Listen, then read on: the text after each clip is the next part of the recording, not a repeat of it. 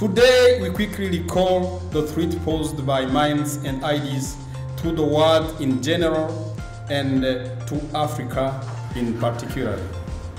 Somalia is not an exception, as IEDs are the preferred weapon of choice of Al-Shabaab, posing a significant threat to ATMIS troops, Somali security forces, and the civilian community.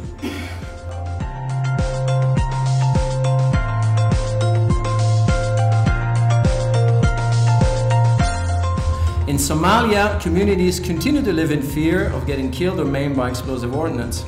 In 2021 alone, 676 civilians were killed by explosive ordnance and many more were maimed.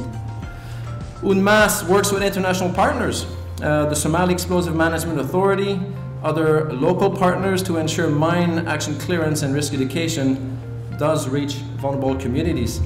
UNMAS and ATMIS are working together to protect civilians from the deadly effects of explosive hazards, particularly IEDs, improvised explosive devices. On this International Day, let us build on past progress and on the momentum here in Somalia, and let's get rid of explosive hazards once and for all.